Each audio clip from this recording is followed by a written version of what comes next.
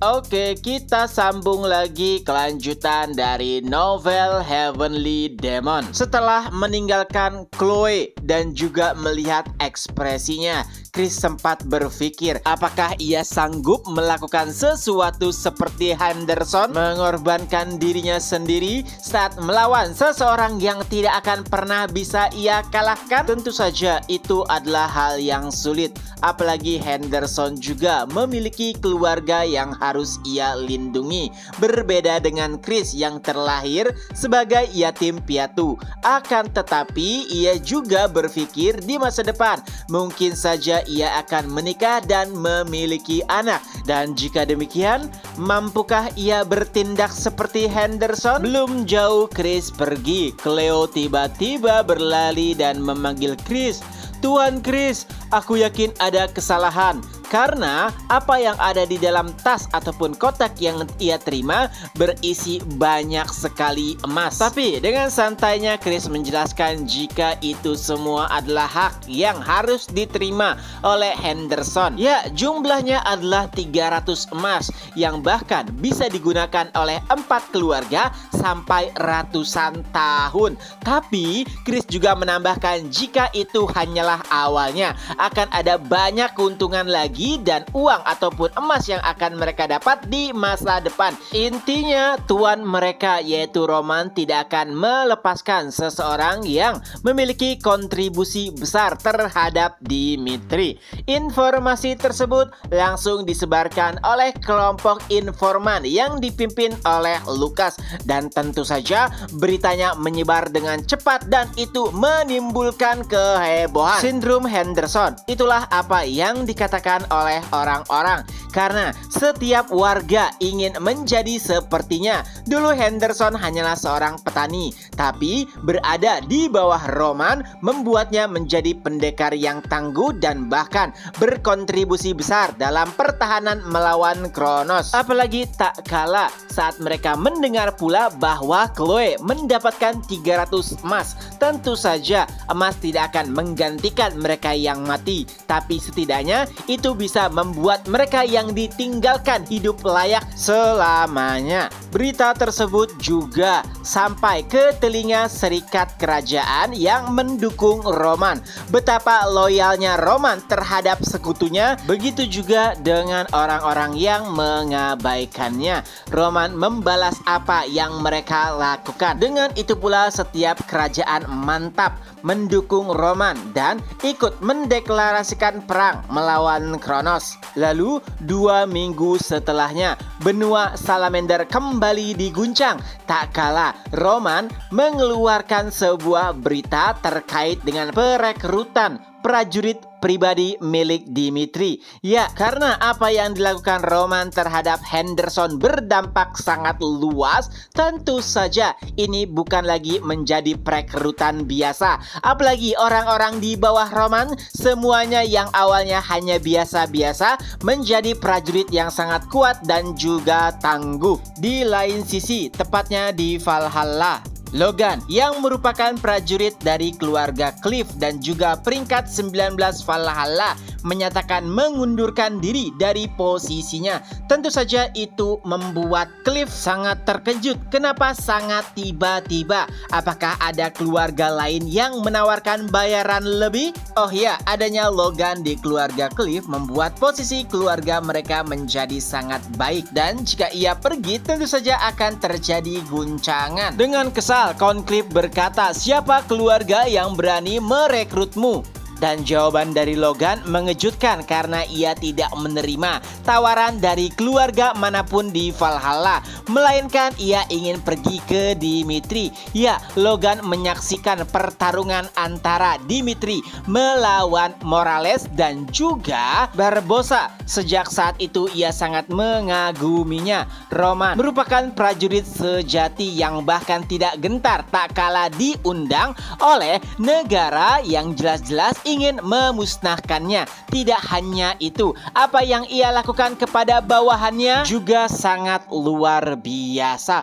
Adapun Valhalla sendiri, menurut Logan telah kehilangan romansanya. Ya, walaupun itu adalah keputusan yang sulit, apalagi Logan lahir dan juga besar di Valhalla, tapi mengikuti Roman menjadi tujuan barunya. Dan ada banyak Logan lainnya dari berbagai macam belahan benua. Di lain sisi, di kota Adelian terlihat banyak sekali para prajurit yang berdatangan dari berbagai penjuru benua. Di sebuah bar, pria berkepala botak yang merupakan pejuang dari Frank bertanya kepada pengunjung lainnya alasan mereka datang ke kerajaan Dimitri, dan hampir semua jawabannya sama, yaitu ingin bergabung dengan Dimitri. Apalagi Dimitri bukanlah seseorang yang menganggap enteng kematian. Mereka juga ingin menjadi seperti Henderson. Ada banyak prajurit yang datang dari berbagai macam belahan dunia.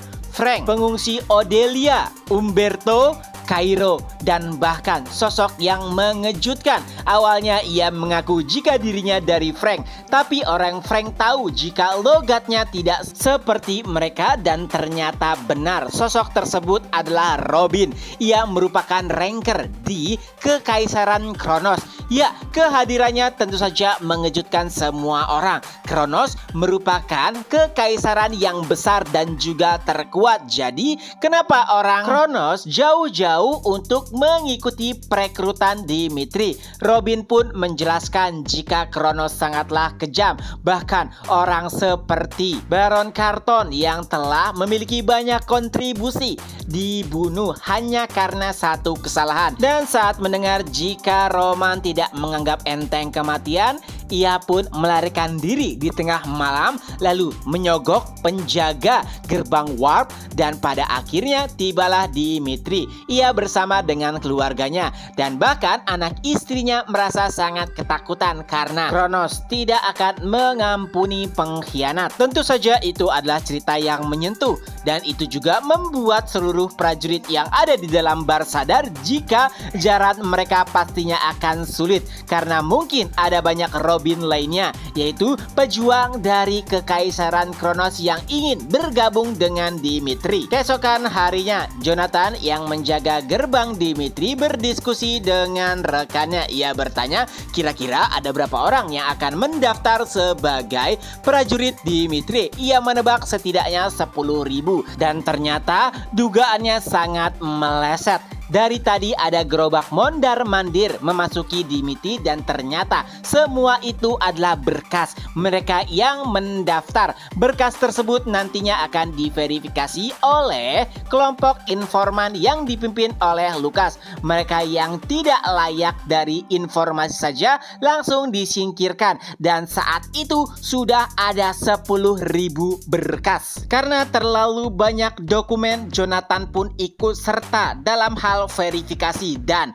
ada banyak sekali nama-nama mengejutkan seperti Favir, pendekar aura bintang 3 dari kerajaan Umberto, lalu wakil komandan dari pasukan mercenari besar, dan yang lebih mengejutkan adalah Fred, komandan pasukan dari keluarga Mampis di Kekaisaran Kronos. Oh iya, Fred ini adalah nama asli dari Robin, orang yang membuat gempar bar semalam. Hilangnya Fred tentu saja membuat Marquis Memphis geram. Ia memerintahkan semua orang untuk mencarinya, tapi tidak ada hasil. Dan pada akhirnya sebuah informasi tak terduga pun muncul, karena ternyata Fred telah melarikan diri bersama keluarganya, dan tujuannya adalah Dimitri. Tentu saja itu adalah hal yang tak terduga. Memphis pun melaporkan hal tersebut kepada Kaisar, dan responnya di luar dugaan. Kaisar menganggap jika itu adalah hal yang menyenangkan dan juga menarik. Ia memerintahkan kepada Memphis untuk mengeksekusi siapapun yang berkhianat sampai dengan keluarganya. Dan tidak hanya itu, Kaisar juga mengirimkan mata-mata untuk mendaftar sebagai pasukan Dimitri untuk mengetahui ketahui teknik pedang yang digunakan oleh Roman.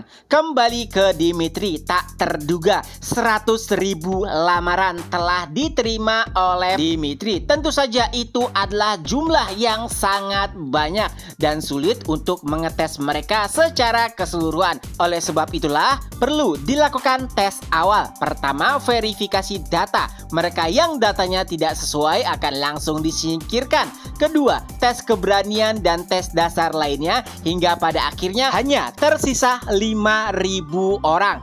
Dan nantinya yang akan diterima hanya 500 orang saja. Mereka yang tidak diterima boleh mendaftar kembali sebagai prajurit biasa dari kerajaan Dimitri. Tes ketiga pun dimulai, dipimpin oleh Chris. Chris berkata kepada kontestan ataupun para prajurit, tes ketiga sangat sederhana. Mereka hanya perlu melakukan sparring dengan prajurit Dimitri pada periode Chris. Mereka bebas memilih siapapun lawan yang akan mereka tantang dan tidak harus menang untuk lolos pada tes ketiga. Yang penting mereka menunjukkan pertarungan yang mengesankan. Nama pertama yang dipanggil adalah Fafir. Ya, ia merupakan pendekar pedang aura tingkat 3 dari kerajaan Umberto. Untuk lolos tes tersebut tentu saja Fafir harus memilih lawan yang ia bisa tangani. Chris tidak mungkin baginya menangani Chris yang jelas-jelas bisa mengalahkan Diego peringkat 12 benua. Begitu juga dengan Kevin.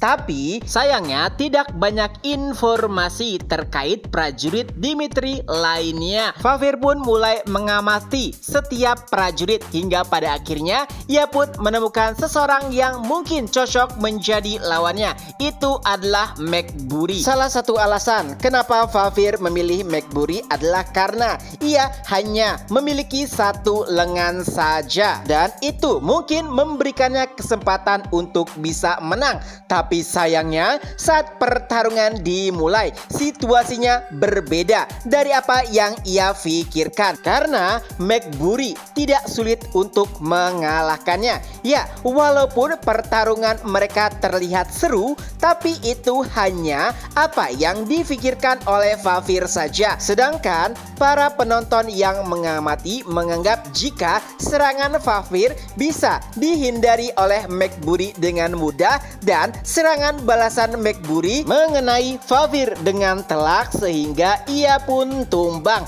Tapi untungnya Fafir dinyatakan lolos. Nah, karena jumlah dari rekrutan masih banyak, yaitu 5.000 orang, maka pertarungan pun dibuat lebih efisien dengan siapapun boleh menantang pada waktu yang bersamaan. Dan hasilnya banyak dari penantang yang tidak lolos. Ada yang menantang Kevin, Vulcan, Poki, dan mereka kalah begitu saja. Bahkan nama-nama besar yang berusaha untuk menantang mereka tidak bisa berkutik, apalagi saat berhadapan dengan Kevin. Hingga pada akhirnya tiba waktunya untuk Themes maju memilih lawannya. Tentu saja setelah melihat pertarungan sebelumnya, ia bisa mengenali kekuatan dari prajurit Dimitri. Tapi ada satu lawan yang belum maju dan dari kondisi fisiknya ia nampak tidak terlalu kuat. Ya, sosok itu adalah Han atau Hunter. Ia memiliki tubuh yang kecil jika dibandingkan dengan prajurit Dimitri lainnya. Themes memilih Han karena terlihat bisa dihadapi dengan mudah. Di sisi lain, Fred yang melihat hal tersebut pun langsung berkata, pertarungan ini sudah ditentukan siapa yang menang. Ia telah meremehkan lawannya. Ya, Fred sendiri adalah prajurit dari Kekaisaran Kronos. Ia tahu benar bagaimana prajurit dari Dimitri yang tidak pernah dikalahkan, yang artinya semua orang memiliki kekuatannya tersendiri. Begitu juga dengan Han, karena jika ia lemah pastinya Han sudah tersingkirkan dari dahulu. Ya, pasukan Dimitri telah menjalani perang yang tak terhitung jumlahnya, dan benar saja saat pertarungan keduanya dimulai, Themes kalah. hanya dalam kurun waktu 5 detik. Tapi Han nampak tidak puas. Kenapa? Karena ia merasa diremehkan. Ia pun langsung berkata, "Siapa lagi yang ingin menentangku?" Dan beberapa orang pun mulai maju. Tapi pada akhirnya mereka semua pun dikalahkan dan gagal pada tes ketiga. Melihat tingkah laku dari Han membuat Chris tersenyum. Ya, sama seperti Henderson, Han dulunya adalah warga biasa. Ia sangat suka berburu, tapi saat dilatih oleh tuannya yaitu Roman Dimitri, ia menjadi pendekar pedang yang kuat, yang artinya seluruh prajurit Dimitri saat ini memiliki perubahan yang sangat signifikan. Di sisi lain, apa yang dikatakan Fred ternyata terbukti, yang artinya siapapun lawan yang mereka pilih dari pasukan Dimitri, mereka bukanlah orang yang mudah. Hingga pada akhirnya nama Fred pun disebutkan. Ya, kali ini adalah gilirannya. Tentu saja sebagai mantan komandan dari keluarga Memphis, ia tidak ingin memilih jalan yang mudah. Oleh sebab itulah ia memilih nama yang belum pernah keluar sebelumnya. Itu adalah nama Chris. Tentu saja itu membuat semua peserta terkejut. Oh ya, Fred sendiri merupakan peringkat 10 di Kekaisaran Kronos. Ia adalah pendekar aura bintang 5. Memang peringkatnya 4 tingkat lebih lemah dibandingkan Diego yang telah dikalahkan oleh Chris. Tapi Fred ingin mengukur kemampuannya, dan juga kemenangan bukanlah satu-satunya cara untuk lolos pada tes ketiga. Pertarungan keduanya pun dimulai. Ya, itu bukanlah pertarungan yang mudah bagi Fred. Ia telah mengeluarkan seluruh kemampuannya, tapi sayangnya pada akhirnya Fred kalah dan tumbang. Tapi untungnya Fred lolos. Beberapa saat kemudian Fred pun bangkit dari pingsannya. Ia pun menyadari jika dirinya telah kalah. Dan yang lebih menggelikan adalah bahkan Chris sama sekali belum bersungguh-sungguh saat melawannya. Tentu saja itu adalah kekecewaan, tapi juga itu merupakan sebuah peluang baginya. Karena mungkin jika mengikuti Dimitri, hidupnya bisa tenang. Apalagi jika Dimitri mengalahkan Kekaisaran Kronos. Tapi tak selang lama terdengar keributan di tempat tes. Tentu saja itu membuat Fred penasaran siapakah yang sedang bertarung, dan ternyata baik itu Chris dan juga Kevin ada yang menantang keduanya. Pertama, Kevin ditantang oleh Logan, peringkat 19 Kekaisaran Valhalla. Ya, walaupun tingkatnya sebenarnya lebih tinggi daripada itu. Adapun Chris yang menantangnya adalah sosok tak terduga, peringkat 3 Valhalla dan peringkat 6 benua, ialah Ares. Dengan itu pula chapter pun berakhir. Nah, itulah kelanjutan dari novel Heavenly Demon. Semoga terhibur. Ketemu lagi di next video. Bye bye.